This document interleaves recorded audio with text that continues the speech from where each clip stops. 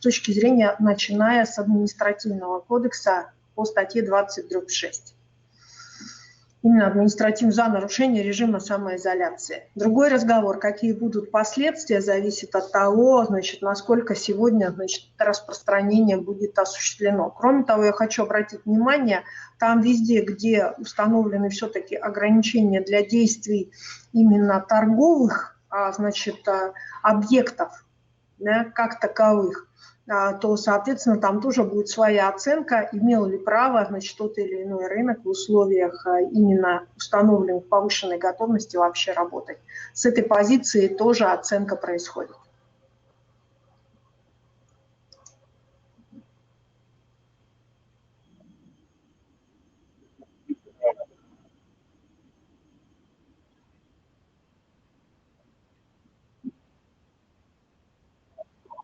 Да, базовая роль. У муниципалитетов базовая роль, да.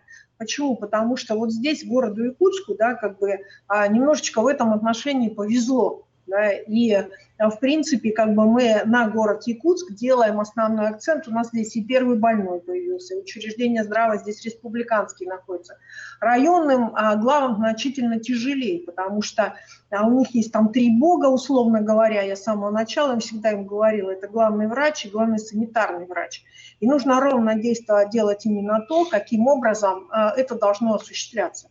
И как только вчера, например, поступило предписание, да, значит, главного санитарного врача Алданского района, господина Селютина, о том, что рынок должен был быть закрыт, нужно было без рассуждения руководителю оперативного штаба рынок закрывать.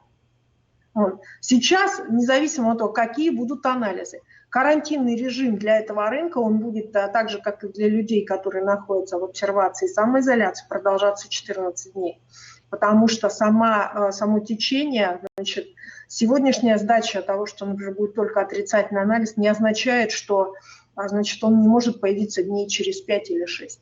Поэтому это достаточно такая сложная ситуация, и поэтому над ней работаем и работаем очень четко.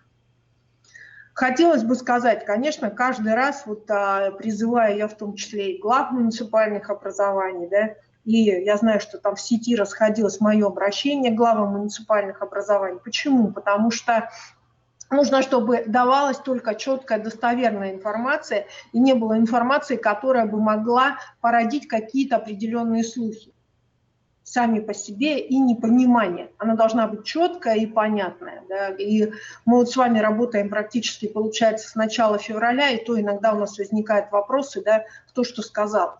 Поэтому здесь четкий профессионализм, непосредственно который должен быть от глав муниципальных образований. Да, сегодня еще не все уровня Маргариты Егоровны Игнатьевой, которая может четко говорить, кто больной, кто подозреваемый и так далее.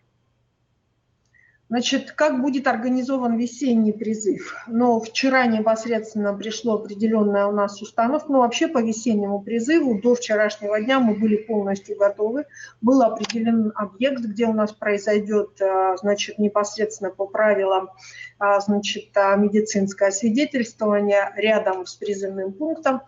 Значит, однако вчера поступила определенная установка, значит, пока, значит, призыв немного приостановить. Да? Чуть позже я объявлю, там, до какого периода будет призыв приостановлен и как относительно в этом призыве будут участвовать выпускники наших средних образовательных организаций. Сейчас, так как нет даты, поэтому очень четко я ответить не могу. Но мы были готовы к весеннему призыву в рамках которой определены. Кроме того, что мы определили помещение, мы в полном объеме обмундировали наших сотрудников военкомата для того, чтобы призыв проводить. Есть еще вопросы?